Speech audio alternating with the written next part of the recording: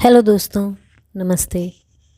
एक बार की बात है, एक शहर में एक परिवार रहता था जिसमें एक लड़का और उसके माँ बाप थे।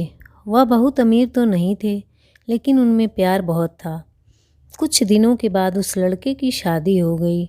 उसकी शादी सलोनी नाम के लड़की से हुई। वह बहुत लालची थी। वह अपने पति को किटी पार्टी में जाने के लिए बार बार नए कपड़े और गहने लाने को बोलती थी। उसके पति ने उसको समझाया कि अपनी बराबरी वालों से ही दोस्ती करनी चाहिए। अगर तुम महीने में 10 बार किटी पार्टी में जाओगी तो तुमको हर बार नए कपड़े और गहने कौन दिलाएगा। लेकिन वह अपने पति से झगड़ा करना शुरू कर देती थी और बोलती थी, अगर मैं नए कपड़े और गहने पहनकर नहीं जाऊंगी तो मेरी सहेलियां मेरा मजाक उड़ाएंगी।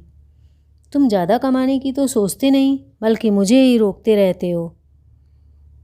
इसके बाद वह अपनी सास के पास गई और बोली, माँ जी, आप मुझे अपने गहने दे दीजिए, मुझे किटी पार्टी में पहन कर जाना है।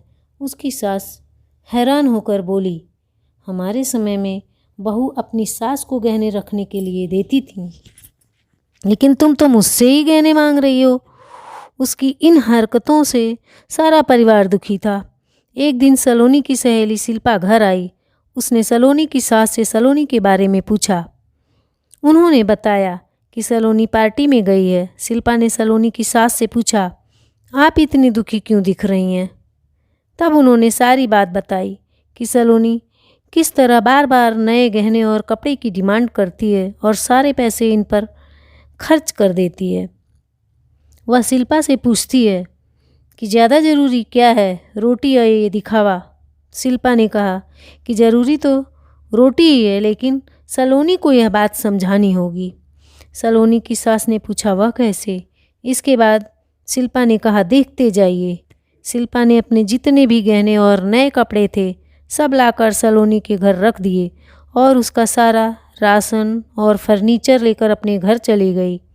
जब सलोनी घर आई तो अपने अलमारी में नए गहने और कपड़े देखकर बहुत खुश हुई। इसके बाद वह अपनी सास से बोली, यह किसके हैं?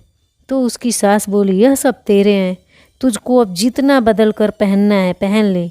सलोनी उनमें से नए कपड़े और गहने पहनकर घर में घूमने लगी। कुछ देर बाद जब वह रसोई में गई तो उसने देखा कि घर का सारा राशन गायब था। राशन के डिब्बों में गहने थे। वह अपनी सास से बोली, यह क्या है? घर का सारा राशन और फर्नीचर कहाँ गया? उसकी सास बोली, वह सब बेचकर ही तेरे लिए नए गहने और कपड़े लेकर आए हैं, अब तू इनको ही बदल बदल कर पहन। सलोनी बोली, लेकिन गहनों से पेट थोड़ी भरेगा, खाना तो खाना ही पड़ेगा। तभी सलोनी की सहेली शिल्पा भी आ गई। उसने कहा, जब पहले तुम्हारी सास ने तुमको समझाया तब तुम नहीं मानी, इसलिए हमने यह सब किया। अगर तुमको लगता है कि तुम्हारा पति पर्याप्त नहीं कमाता तो तुम खुद नौकरी क्यों नहीं करती? तुमको इन फालतू के दिखावे से बचकर अपने घर पर ध्यान देना चाहिए। अब सलोनी को अपनी गलती का एहसास हो चुका था। दोस्तों, हमें फिजूल खर्ची से बचकर ज़रूरी चीज़ों पर ध्यान देना चाहिए। धन्यवाद।